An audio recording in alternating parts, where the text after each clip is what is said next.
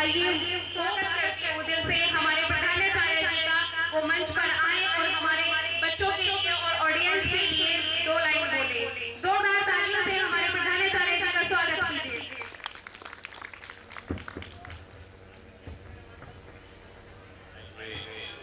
समाज मातृशक्ति अध्यापक और मेरे प्यारे प्यारे मुख्य स्वतंत्रता दिवस और गणतंत्र दिवस खासतौर से बच्चों से बात करना चाहूंगा।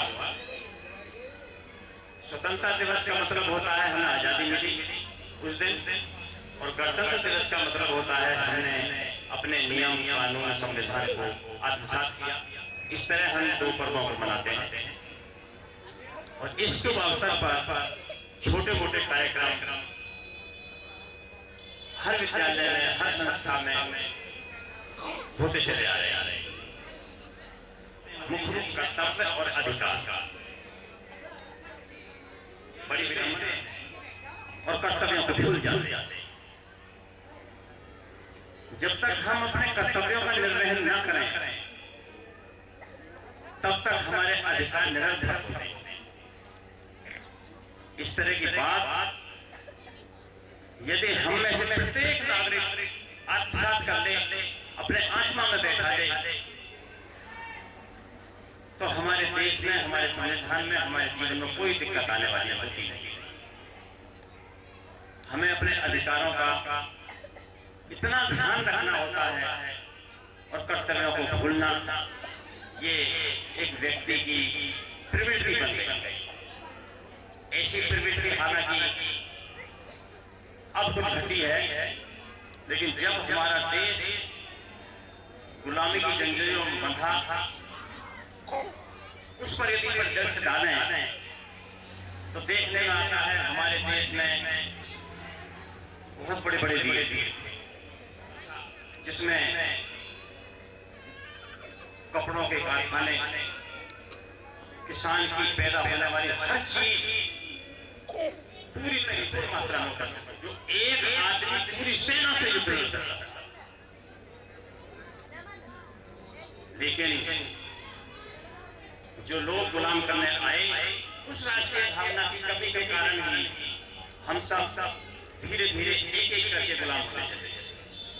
क्योंकि राजवाड़ों में बैठा पड़ा था, यदि कोई आक्रांता हमारे देश में प्रवेश करता है और एक राजा पर हमला करता है, एक राज्य पर हमला करता है, तो दूसरा राजा देखता रहता था कि हमें इसमें कोई मदद करने की जरूरत नहीं।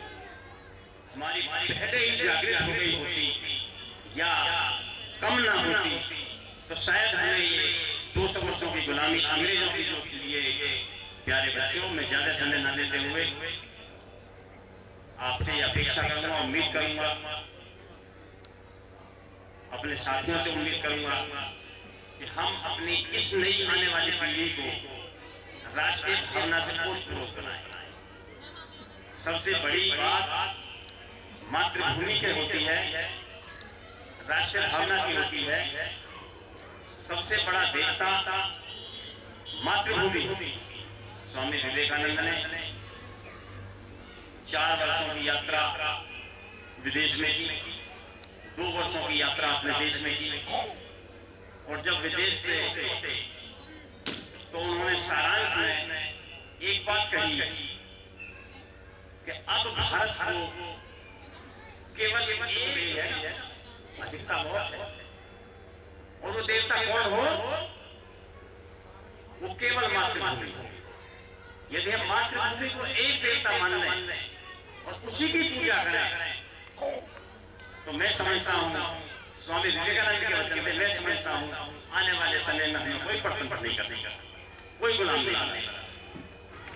इसलिए प्यारे बच्चों, हमें मातृभूमि से बढ़कर कुछ भी नहीं मानना। सबसे बड़ी है तो मातृभूमि है, भारत माता है। इसकी सेवा ही हमारा धर्म होना चाहिए। अब इसकी सेवा कैसे हो? जो वर्ग है उसकी ज्यादा से ज्यादा सेवा करें। उसे किसी तरह का कष्ट न हो, क्या हम हेल्प कर सकते हैं, समाज को हम क्या दे सकते हैं, ये महसूस करें। और यदि हमने लेने की बात सोची कि समाज से हम क्या ले सकते हैं, तो वो स्थिति आने में फिर ज्यादा टाइम नहीं जो पहले आ जाए। हमारे देश की यानी अखंड भारत की यदि तस्वीर देखें तो कितनी बड़ी तस्वीर थी, और वो घटते घटते खंडित होते होते कितनी छोटी बची है। आज उस पर हम दृष्टि डालें तो बहुत छोटा सा प्रभाग हमारे पास बचा।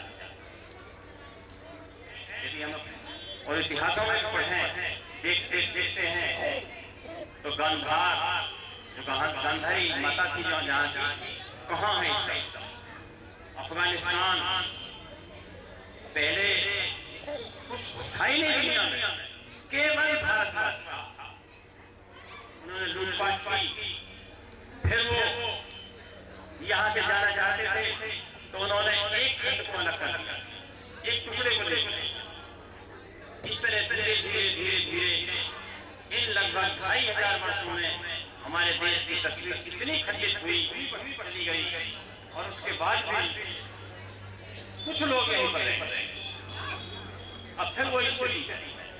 इसलिए जातिवाद, धर्म, अधर्म किसी बात को न सोचते हुए अपने मातृभूमि के विषय में सोचें। हम सब हिंदू इसी के ही अंश हैं। हम सबको समरसता के भाव से, एकता के भाव से रहना चाहिए, जीना चाहिए। अपने जो आसपास में कमजोर वर्ग है उन पर विशेष ध्यान देना चाहिए, विशेष सहयोग की भावना रखनी चाहिए। ये माने कि हम अपने समाज को क्या दिखाते हैं। आगे में ज्यादा समय न लेते हुए प्रोग्राम को आगे बढ़ाने का आग्रह करते हुए अपनी वाणी को विराम देता हूँ। धन्यवाद।